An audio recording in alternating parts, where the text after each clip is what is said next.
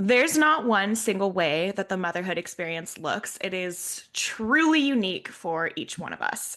And yet, there is a fairly pervasive expectation or norm that outlines what society believes motherhood should look like. Today, we will be looking at the intersection of motherhood and disability, discussing the experience of raising children and living life as a mother with disabilities. Our guest, Brittany Reinke, was born with cerebral palsy, a condition that has progressively become more painful and limiting throughout her life. She is a proud mom of three boys and has been happily married for over a decade. She is also a clinical mental health therapist turned digital marketer and therapy marketing strategist, and lives by the belief that everything is figure outable. Welcome to Worthy Mother Podcast. I'm your host, Emily Hardy, a mom of two on a mission to help moms everywhere feel less alone. This is not a parenting podcast. Instead, it's a space for pushing back against societal expectations of perfection and embracing self-compassion in your motherhood journey. Let's get into it. Brittany, welcome to Worthy Mother Podcast. I am so ready to dig into this conversation with you, and I would just love it if you could introduce yourself to listeners. Tell us about who you are, your family, and maybe about the work that you do as well. Yes, absolutely. I'm so happy to be here. So my name is Brittany. I am 38, almost. I'm getting there to 40. I'm actually excited to be middle-aged. It feels right. It feels good. I'm a mom to three beautiful boys. I always dreamed for a boy and I lucked out and I got three.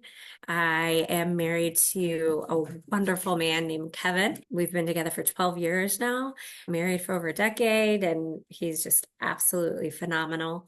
He supports me in these crazy entrepreneurial endeavors that I have leapt into and currently am in the midst of, where I have pivoted from the clinical mental health world to the digital marketing world, in that there is a hole, in essence, in that clinical mental health or really any therapist, marriage and family, you name it, they're not taught how to market themselves.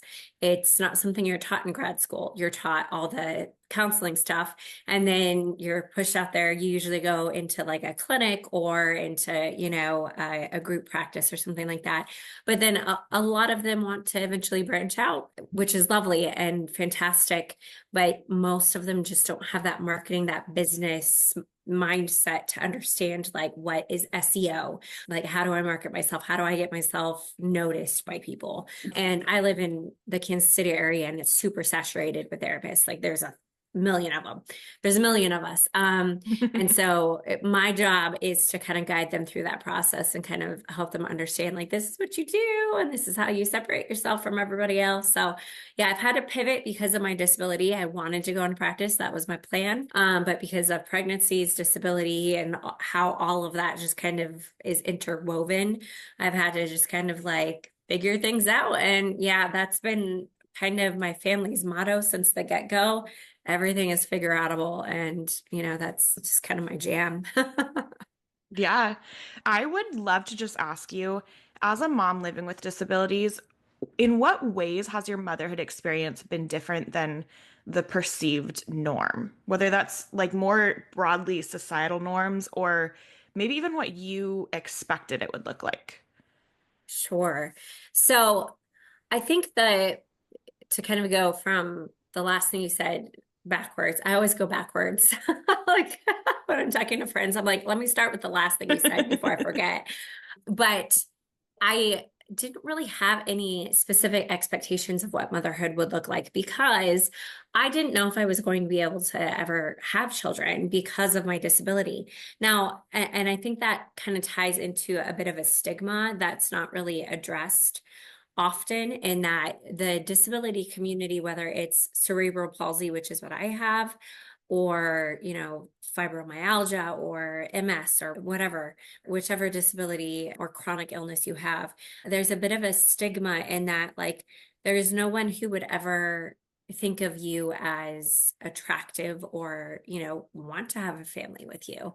So you kind of grow up with that kind of in the back of your head, and you're like, oh, I'm not really interested in a family or, relationships or love or whatever. And then kind of, yeah, I went through life and it happened and I found my person.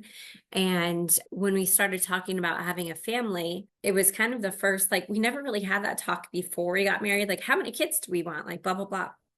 My husband will disagree with me on that. He's pretty adamant that he said that he never wants kids.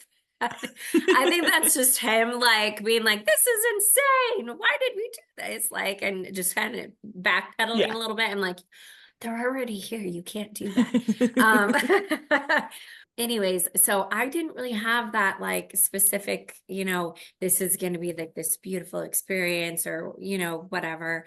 I do think kind of like my work and mental health had a bit of an impact in like some intrusive thoughts like, oh my gosh, I hope I never have a child who's autistic because I know some of the dilemmas that come with that.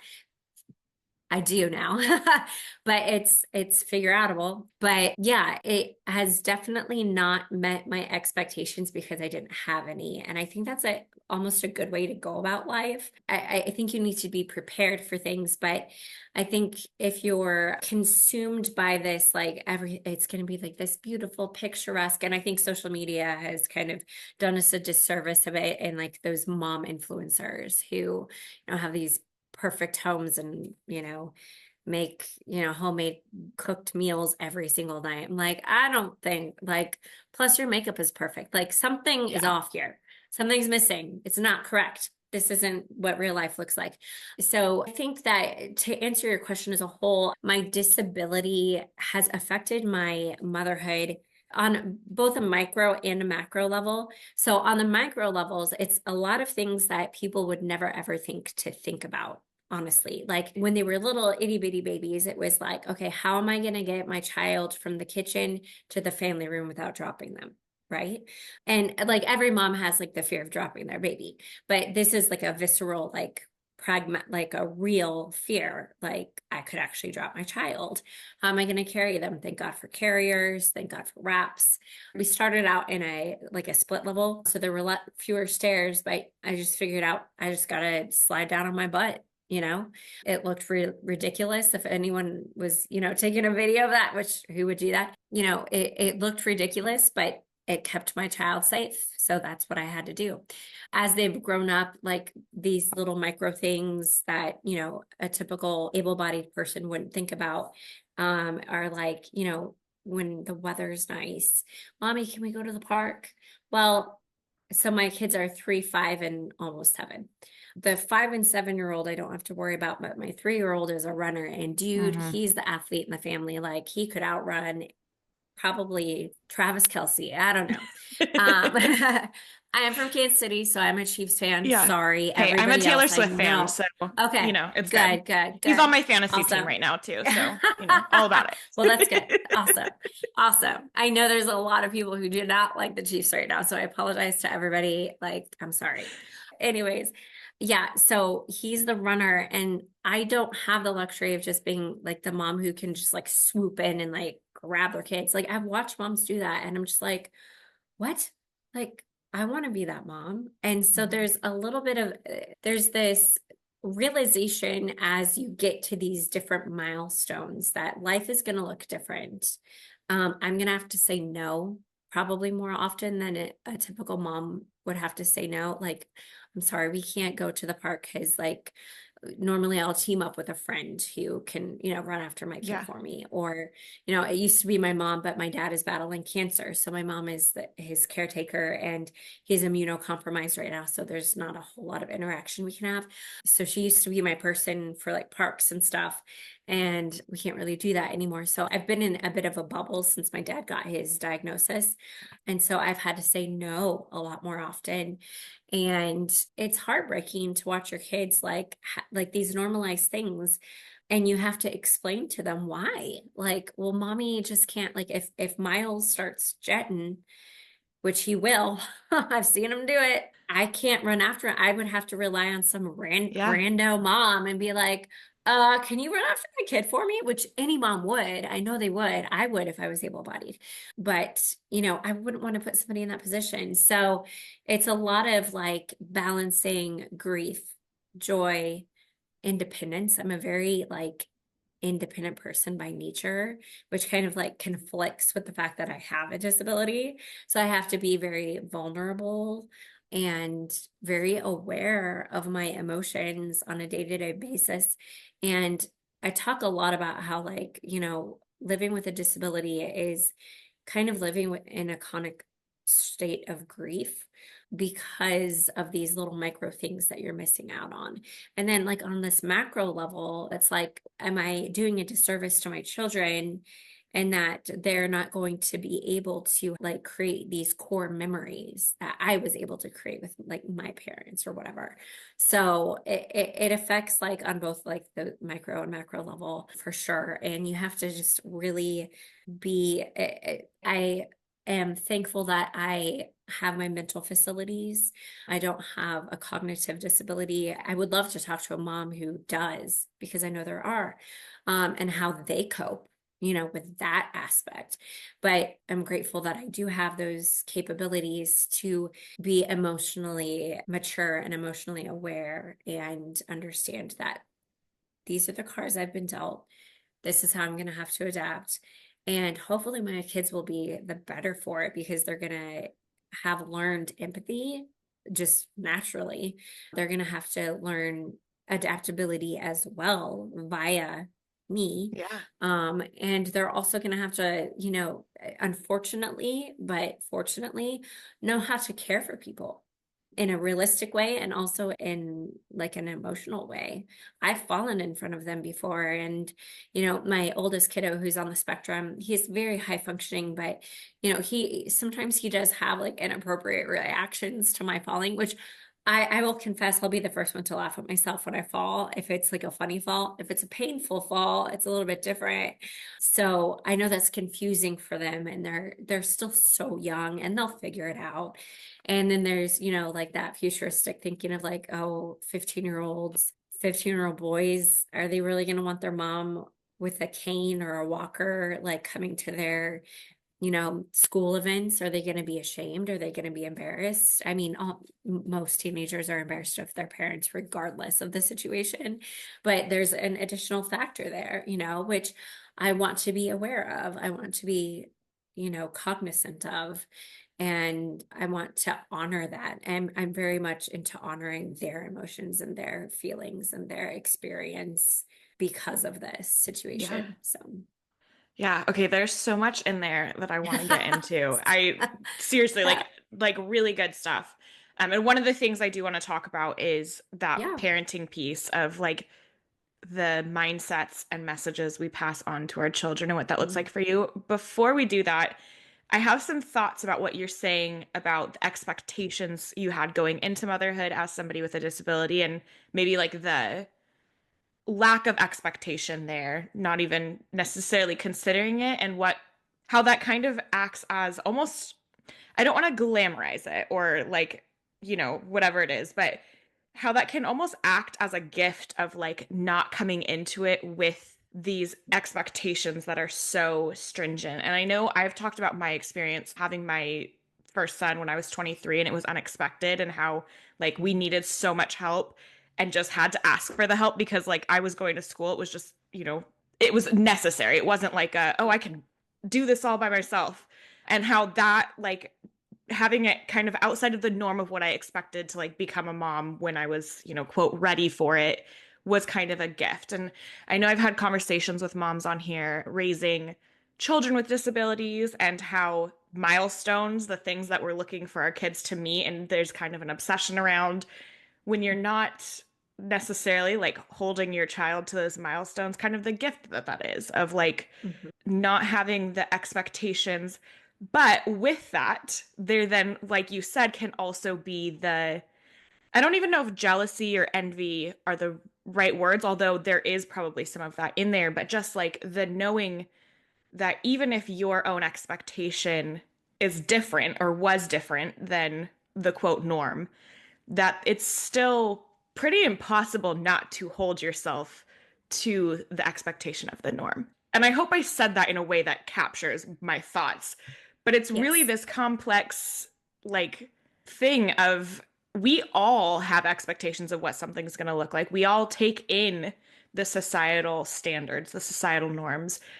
And that does mean something in each one of our motherhood experiences. And I think just really acknowledging that, really understanding that that's true of every mother. And of course, with different experiences, different factors in our lives, it looks different, but it's such a universal experience in a way. And I think it's worth saying that. Oh, absolutely. Absolutely. And I think like we live in a world of comparison. We live in a Hmm. culture of comparison and expectation and almost just an influx of information.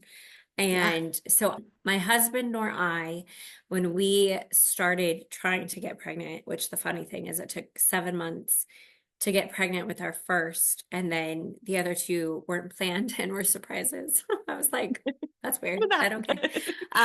But when we went into it, we didn't have it was we got pregnant in 2017.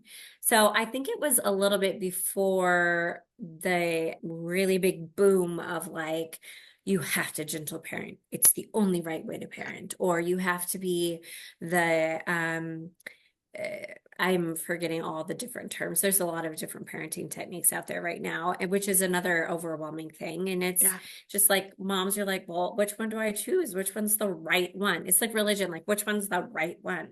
And I don't think there is one right one, in my personal opinion. As a trained therapist, I don't think there's a right one. I like therapists have this thing where like there's different kinds of therapeutic methods like cognitive behavioral therapy or like emotion focused therapy or something like that.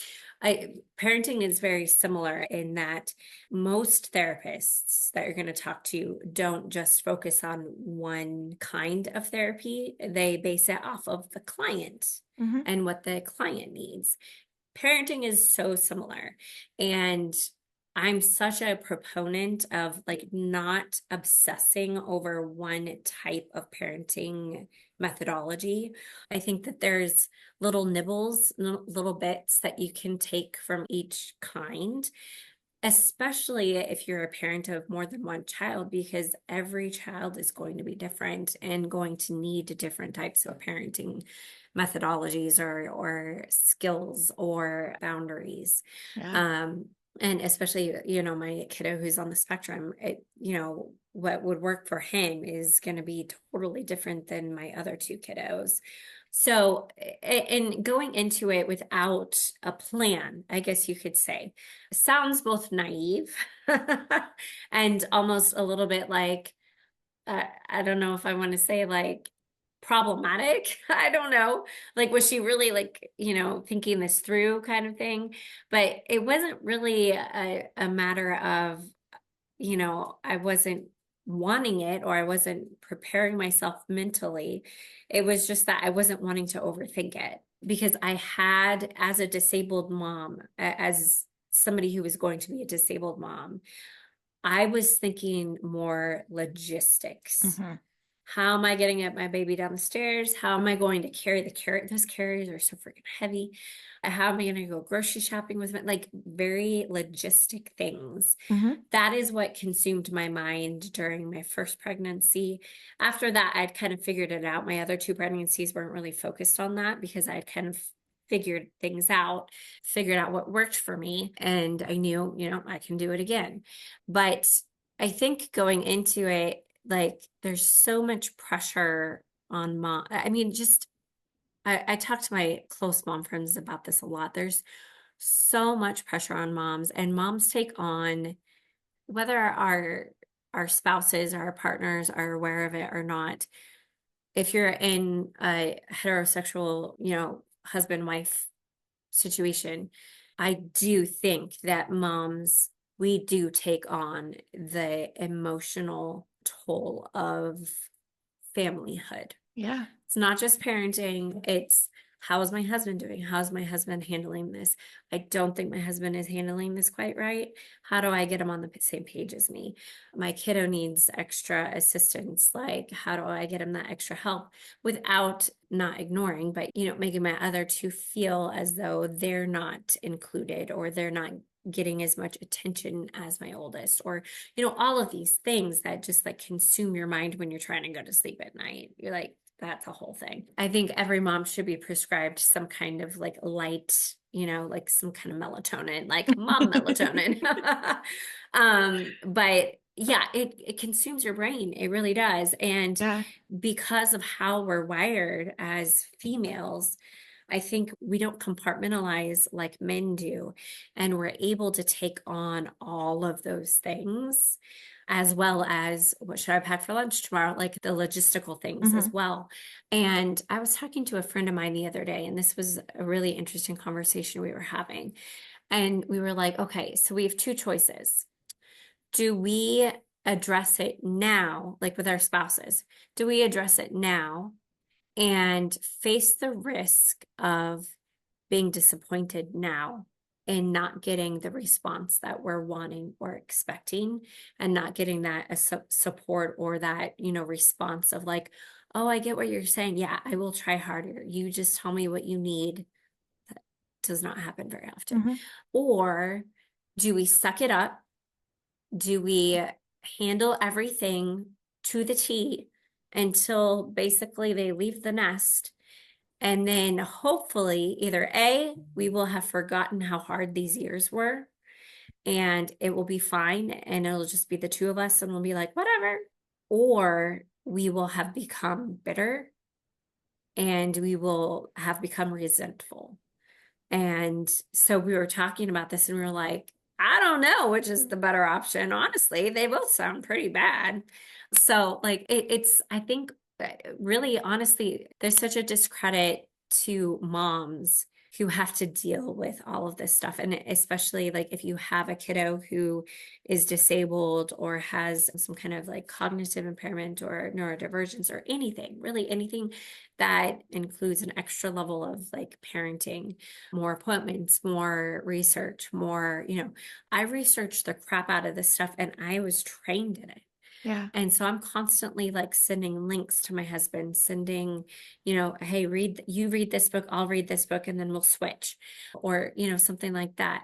So we've gone to therapy, which I'm a huge proponent. Anyone who can afford, I know it's so expensive, guys, I know, but anyone who can afford to go to therapy, please do. Even if you don't think you need it, like it's so good to Yeah. have somebody who's on the outside of your marriage. Like even it doesn't have to be a therapist, it can be even a coach, just somebody to help you talk through your feelings so that you don't say something hurtful, they don't say something hurtful. You're in a safe space. No one's pitted against each other. These are people who are trained to deal with this kind of stuff. So go to therapy. That's my little like therapy thing. Love it.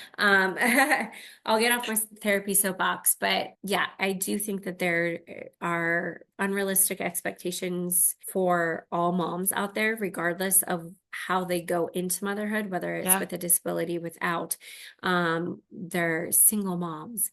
Single moms are rock stars. Like I can't even imagine. My husband does so much because I feel like I just ran him under the bus. So I just want to kind of like bring back here and give him some like little extra credit points, some stars. Um, he cooks half the time. He cleans. Yeah. He takes care of me. He's my caretaker in a way. So I don't want to discredit anything. It's just that like we can only all handle so much. And his capacity for emotional intelligence is slightly less than mine. It doesn't mean that Yeah. he's dumber than me. He's actually much smarter than I am. But from that, I was kind of gifted through my experience of being trained in mental health. I was gifted the ability to have a language that not a lot of just regular, Yeah. Joe Schmoes who haven't been trained in therapy don't have this language or this ability to know, like, what's top down or bottom up, or what is neurodivergence or what is overstimulation and how do I regulate, and all of these. It's almost like another language when you get really into it, and especially when you have a child who is neurodivergent and who Yeah. is on the spectrum, and so you have to use that language and you have to explain it to your partner who didn't have that training. I talked to my sister-in-law about this a little bit because we're really good friends. I lucked out in that. And the difference though is that my brother is very like trustworthy of my sister-in-law's ability to research. She's a great researcher. And then to then whittle that down, communicate it to him and be like, this is how we should parent our children. Because they have 4 daughters. We have 3 sons. We got all the boys, they got all the girls. But they all have some kind of like ADHD, some form of neurodivergence kind of thing. And so she's constantly researching. So she brings it to my brother. I keep wanting to say husband, which is super weird. It's my brother. And his response is, yeah, that sounds like it makes sense. Like, okay, let's do it. Let's make that a plan. When I take it to my husband, who isn't quite as maybe emotionally intelligent, I don't know what word to use without, Yeah. making him sound inferior, because he's not by any means. But when I take it to him, there's usually a bit of like pushback of like, he grew up in a very authoritarian home. Yeah. And so he just naturally goes to that space of taking away things, making threats. Obviously, nothing crazy. I would Yeah. stop that immediately. I'm not Mama Bear. If you ever speak to my child like that again.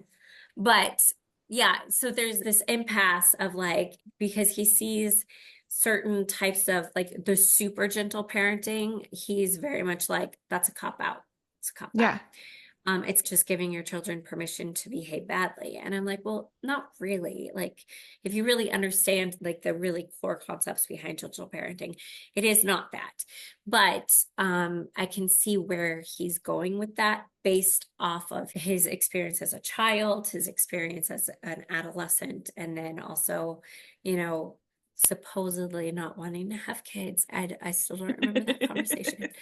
But yeah, no, so it's definitely this whole woof of just different dynamics. There's so many Yeah. dynamics, right? Dynamics between like each of your different children, dynamics between your in-laws, dynamics between your parents, dynamics between your spouse, and then all Yeah. their dynamics between everyone. It's a tornado storm of relational dynamics.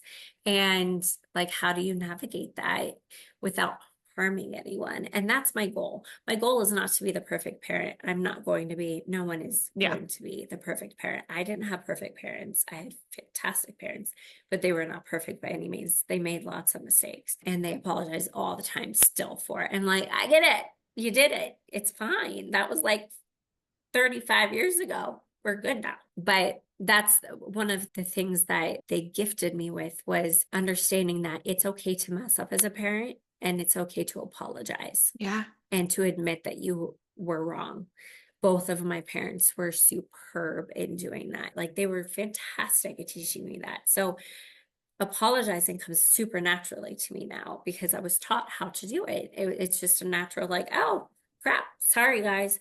Or like, I yelled the other day and I kind of lost it with everyone, and I grouped everyone together, including my husband, and I was like, Mommy is so sorry. I am so sorry that I yelled, and I'm so sorry if I scared you. That was Mommy's fault. That wasn't your fault. That was Mommy's Hmm. fault. I was gifted with that. Unfortunately, my husband didn't have that. Like, he was never taught that. So I have to be very gracious with him in that he wasn't taught that. Like, he doesn't even apologize to me very often, but it's not because he's not sorry. And it's not that he doesn't feel like he was wrong and I was right. It's just that it just doesn't come It's a naturally skill. to It's like him. It is a literally a skill. skill and a pattern, like a generational pattern. And we like the conversation goes forward, yes, to our children, but it also goes backwards of like what we bring to our relationships, what we bring to parenthood because of our own upbringings and what skills we've developed along the way. And there's something important in there about like the emotional and mental labor that can then come along with that if you are the one with certain skills and beliefs that you really care deeply about and want to make sure that the parenting that's happening in the household is happening in line with this, but you're also the one bringing those skills to the table, and that's Yeah. not anyone's fault. I mean, Mm-mm. it's not, it's just the way it is. And Yeah. I think that's probably true for just women and men in general, right? Like the Mhm. emotional intelligence, we are taught a little bit more how to express our emotions appropriately, I would say. I think a lot of boys are just Mhm. traditionally taught to like shove it down. So like of course, Right. just in a very gendered way, Yes. the we can make the generalization that men are not coming into relationship and parenthood with the level of emotional intelligence that women are generally. And so Yeah. it is there is so much to it. There's so many Mhm. complex factors. And like going back to what you said about not preparing for all of that, it almost doesn't matter how much you prepare for motherhood and for all of Mhm. this because there are so many factors. You don't know what kid's going to come out. Like, you don't know what their No. personality is going to be. You Yeah. don't know how it's going to, you don't know what's going to happen in your life, right? Like, anything can happen at any moment. Yes. Yeah. And yes, we can be prepared. Yes, we can do research. Yes, we can learn things, but also it's so dynamic, it's so complex, and we have to just accept that. Yeah. Yeah. And I think that's another gift that my parents gave me. And especially over the past few years, as my dad has been battling cancer, Yeah. I think when you go through something like that, where you're near death or facing the imminence of that as a reality, he's very much like he's so at peace with everything. And I think this is why he is like doing just like I mean, he had a rough diagnosis, and we weren't like, I call myself a pessimist. I'm not a pessimist. I'm a realist because I don't want to be hurt. My brother's the same way. We're both just very much like, he's not going to be around next year. I was just preparing my heart for that because my dad is one of the dearest people in the world to me. Same with my mom. But one of the gifts that my parents gave me, especially my dad, because he talks about this a lot, and he even talked about it growing up. Like, so because I had the conversation with my parents. I was very curious about their experience as parents to somebody who was disabled, Yeah. to a disabled kiddo. And my mom talked about like how she went through like a grief period, like the first, like, it took a while for me to be diagnosed. I think I was like 1 or maybe 18 months old, something like that. And I remember she said that she spent like 3 days in bed crying. And then she kind of became obsessed with like, okay, what is she going to miss out on in life? Which is something that I find myself thinking about with my kiddo on the spectrum. Like, is he going to have the skills to have like deep interpersonal connections with others? And he's made some great friendships, so like those are kind of easing. And that's something that my mom talked a lot about, like all those fears that I had, like every single thing that I was scared that you weren't going to be able to do, like have friends, drive, be able to live on your own, be able to, get married, not that that's an accomplishment, but Yeah. have children, all of these things, you've done all of them, like super well too. Like, I mean, super well. I got married really well, but I, she said, like, there's so little in life that's within your control. And that's something my dad talks about a lot, because so my brother has a severe heart block as well. So he has like a medical condition as well. I think his resting heartbeat is like 30 beats per Wow. second or minute.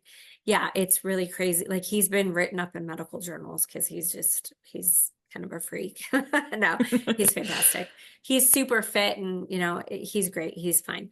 But so they had two kids with these medical conditions, and my dad talks about this moment where he was like, I think, hanging up Christmas lights on our house when we were both little kids, and it was right after I was diagnosed because my brother's older. And so they had already been through all this heart block stuff with my brother, and then I came along. I seemed fine, and then they find out cerebral palsy. Like, when you think cerebral palsy, you think worst case scenario Yeah. cerebral palsy. And I think that's like the human condition. We go to the worst case scenario often first. But anyways, my dad was on this ladder hanging Christmas lights, and he just started bawling. And then just like this peace came over him. And he realized, he was like, why am I angry about what? Like, I understand why I'm angry about this, but why am I so anxious about this? Because literally, it's out of my control. The only thing I can control is my reaction to it. And being angry about it doesn't help in any way. So he really tried as he did have a lot of anger issues. So that was one of the things that he like always apologizes for. And I'm like, it's cool, Dad. We're good. We worked it out. And he's not like that. He's the like jolliest guy you could ever meet. But yeah, they both taught me in their own ways that like as a parent, there's so little that you can control other than how you respond to Yeah. situations, how you respond to diagnoses, how you respond to your partner not engaging in the same way. Like Yeah. that's in your control, your response. But like I can't force my husband to get on board with the same parenting methodology that I would like to implement, especially for our oldest. Or, I can't control whether or not one of my younger two might be diagnosed eventually with some kind of, neurodivergence or something like that. Because statistically, Yeah. it's a higher likelihood that they would be. The only thing I can control is my reaction to it, my ability to handle it and go into research mode if that's what comforts me in the moment, or, cry if that's what Yeah. comforts me in the moment, or, whatever. So it's just, it's not within our control. We can do the best that we can do. And I think if you go into parenting with the best intentions, I mean, that's really all you can It's all you do. can do. Yeah. It really comes down to it's so simple yet so frustrating at the same time. You're like, I want more, give me more, give me more like actual tangible things that I can do to ensure that my children's lives are going to be fantastic. And that's what we all want. But Yeah. it's we can just do what we can do. Yeah, what beautiful reflection of like the legacy that your parents have passed on to you of being able to like take with you that ability to grieve while also accepting. And that's such a beautiful just way of being, especially in parenthood where there can be a lot of grief of expectation and hope of, how is this going to be for my child? And so much is out of our control. I'm curious for you, what messages and mindsets you hope to pass on to your children, just in the way that you show up and live your life. Mhm.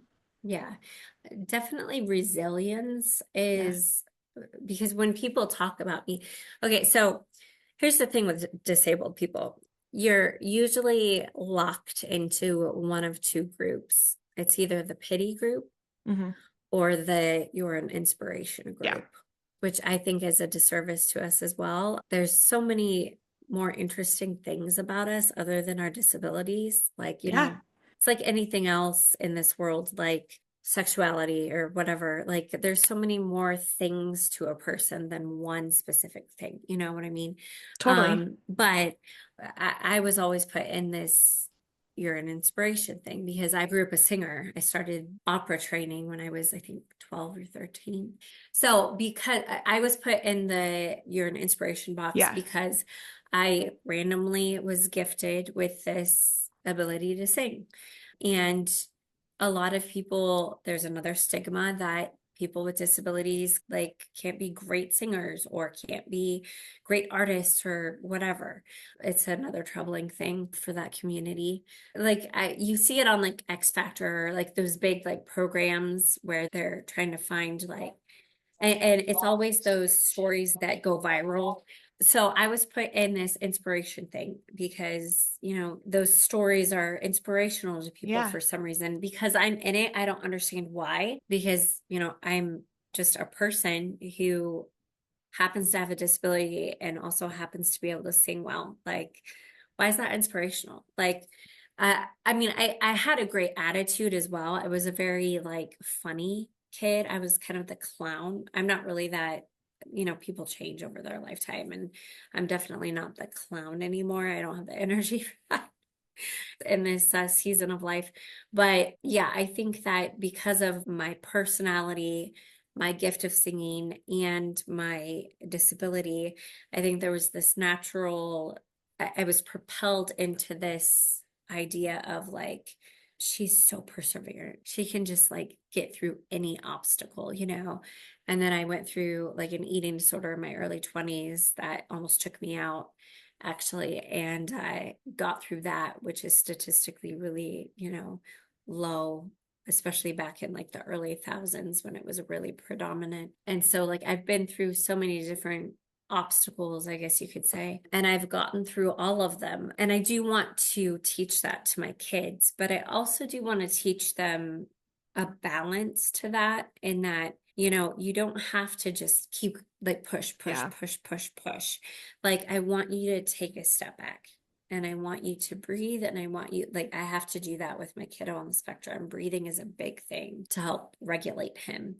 And so it's just like when you start getting worked up, when you start feeling like you're, because I can tell in him when his anxiety is getting high and when he's feeling like he's not enough. I can see that that's the core of what it comes down to. He's not enough. He's not doing what we want. He's not who we want him to be. That's his interpretation. Yeah. And so I put my hand here, I put my hand on his chest, and we just breathe together and we slow down. And I just want them to be really aware of their bodies. I want them to be aware of what their bodies are telling them, what their emotions are telling them. I definitely, especially the fact that I'm a boy mom, I want to break down this patriarchal kind of, you know, boys can't cry, boys can't be empathetic, boys can't be sweet and kind.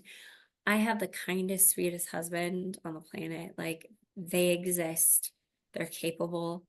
I think that we've done a disservice to men in that we have taken that away from them. Yeah. Kind of like we've done a disservice to women in that you have to hold all of this. Yeah. Um, if we take both of those things away, I think we can be a better team, like from a gender role perspective. Yeah. And so as a boy mom, I really want to like pass on this legacy of, you know, awareness of your emotions and giving space for your emotions, regardless of what they are. And then just being really aware of how that's affecting other people as well. But just being emotionally intelligent, that's a big one for me. Yeah. And then also just being kind.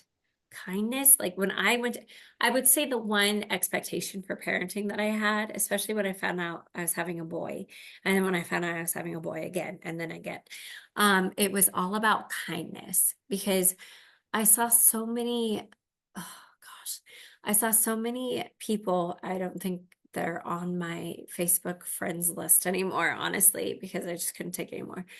But there are still people of our generation who are raising boys to be manly, to be, yeah, my buddy's weightlifting with me. And I'm not saying that like you can't like work out with your kid. I'm not saying that's a bad thing, but I've still seen a little bit of that Yeah. traditional old school gender role parenting style, and that girls are sweet and kind and passive and emotional, and that's okay. And boys are strong and resilient and can get through anything, and they're the head of the family and, you know, the leaders of everything. It's just, I just think it's a ridiculous and unrealistic way to parent, because every child's going to be different. Like my oldest, often people think that people on the spectrum are less in tuned to their emotions, which is actually completely the opposite. Hmm. They're much more in tune with what's going on interpersonally, emotionally, like, and that's often why my kiddo gets so dysregulated, because like I might snap just like slightly, or just be like, everyone put your backpacks away, like just getting frustrated with like all three of them, not him, but he takes it very Yeah. personally. And like any tone change in my voice, he gets very dysregulated, like he's doing something wrong, like he's So I have to be very attuned to his emotional needs. And I think because of his diagnosis, I think he is going to be naturally very empathetic because he's so attuned to his emotions. And if we can harness it Yeah. in a positive way, he might be just like a fantastic therapist or, a fantastic speaker, even, Yeah. or yeah, I don't know. He can be whatever he wants to be. But yeah, I think it's a matter of harnessing the gifts that each of your children have and, delivering it and promoting them and uplifting them and making them feel good about their gifts. Yeah, I just want them to be kind individuals. Kindness mixed with resilience and understanding that the world is kind of a crappy place, but also a beautiful place. I also want to teach them joy regardless of your circumstances. Yeah. Like, I've been dealt a pretty crappy set of cards if you take a step back and look at it, but you could also look at it from a different perspective and say, she's been dealt a really great hand. She has a fantastic husband who's supportive. Not all people get that in a Yeah. partner.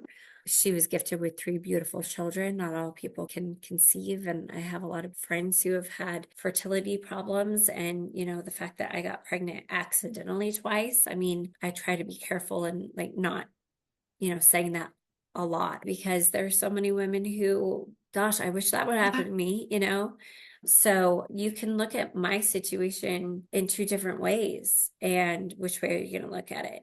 So I think that's a huge thing to teach your children how to view the world, how to view your experience in the world. And if you view your experience in the world in a joyful way and in a gratitude, teaching them gratitude and graciousness, they're going to be lights in the world and they're going to, have an impact in the world in a positive manner rather than a pessimistic, hateful manner, which I think we need less of the latter for sure.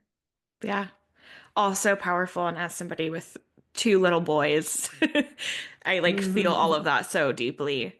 Okay, so I love ending these episodes talking a little bit about self-care. I'm huge on just normalizing moms caring for themselves in a world that Yes. makes it feel like we should just be taking care of everyone else. I just want to like highlight that we are all worthy of our own care. We all deserve it. We all need it. So I would love to know how you take care of yourself and if you just have any quick tips for moms to make sure that they are also caring for themselves regularly. Yeah.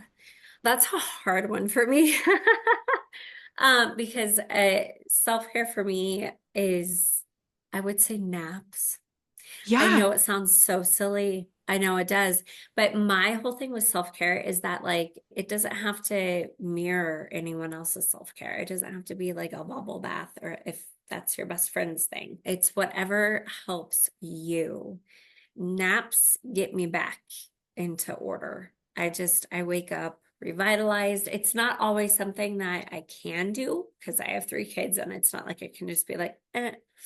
But I do have the luxury of having my husband, his architecture firm lets them work from home a few days a week if they want to. So he can be at home and the kids are kind of getting old enough to where they can play by themselves on their own. And we can kind of both keep an eye out for them, but I can just go lay on the couch. And if my body is telling me like stop, which it often does, and sometimes I have to ignore it and keep going because I still have to be a mom. But if I can, a nap is just like gold. It's the best thing in the world for me. So, naps, if that is something that you find is helpful for you, go take a nap. There's somebody on, I don't know, Instagram to I'm not great with like keeping track of the different social medias, but every time she ends one of her videos, she's like, go get a snack. So if it's a snack, whatever. But for me, yeah, it's definitely taking a quick little cat nap and just feeling better afterwards. My body just feels better. I feel more attuned. I feel more relaxed and I feel more regulated.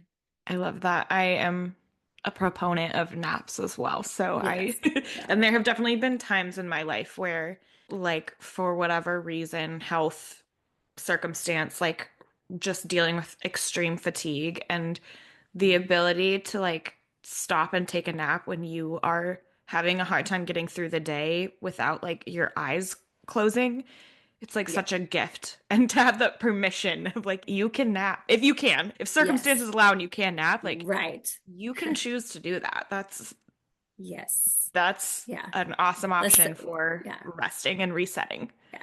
Yeah. Listen to your body. If it says Yeah. go to sleep, then yeah, if you can, go to sleep. Yeah, Yeah. completely. Brittany, this has been a fantastic, wonderful conversation. Where can listeners find you? How can they get in touch with you? Yeah, absolutely. So my company is called Green Elephant Marketing, and my website is the same. So are all my social media handles. So you can find me on Facebook, Instagram. My website is greenelephantmarketing.com. And you can just, if you want a consult or if you just want to talk, like I'm totally chill with that too.